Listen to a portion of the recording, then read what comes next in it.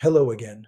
In our last video, we looked at the creation of the global consumer culture, not as a shift in habits, but as one of the most successful PR campaigns in human history that succeeded in shifting the reason why people buy things.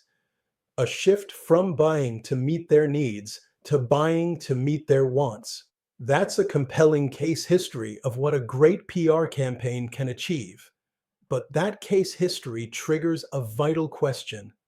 How can there be a campaign when there is no actual campaign strategy, when there is no budget, when there is no account supervisor coordinating all the moving parts of a typical communications campaign? The answer is that such campaigns do not necessarily start with a meeting.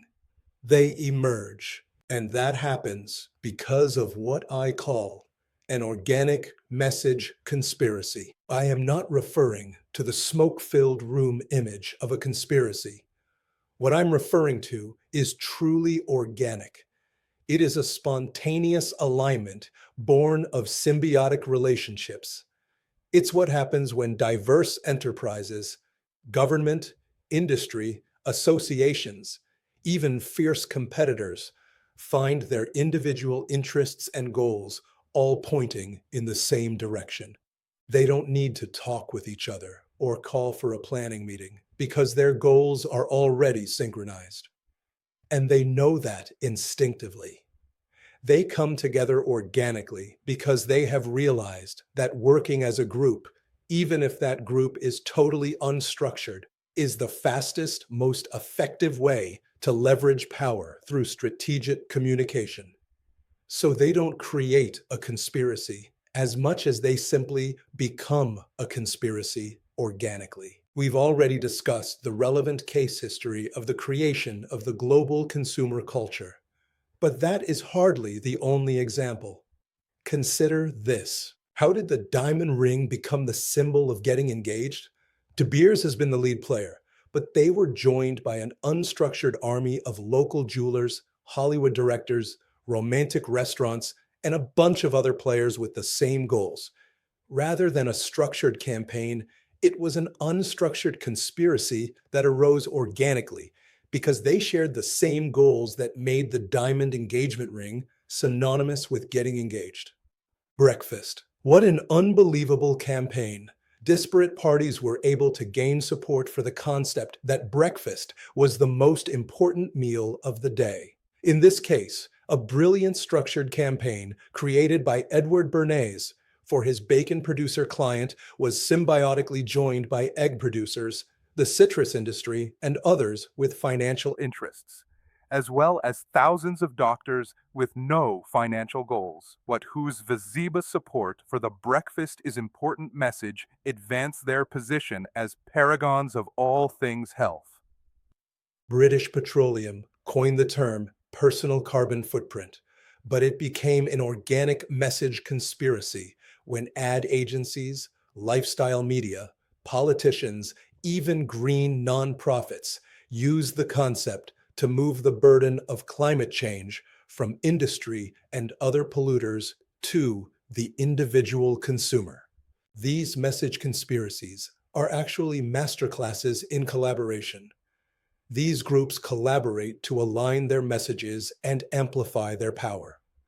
As such, they prove by their own success that collaboration works and that collaboration does not have to be a structured action. It can also arise organically. But here is a great irony.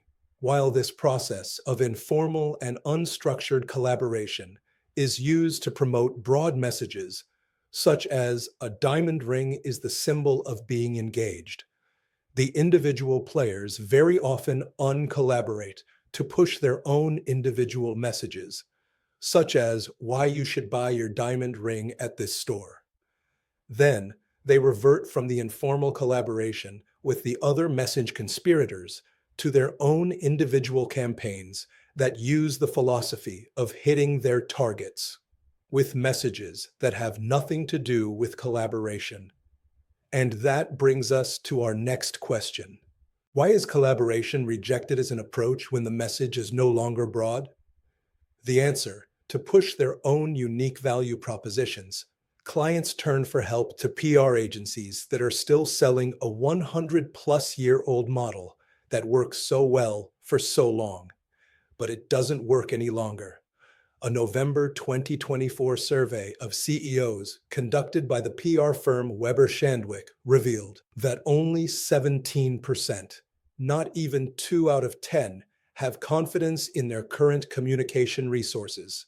After all, the current model for the PR business was created in the early 1900s, before the communication revolution and before the internet created the global communication network.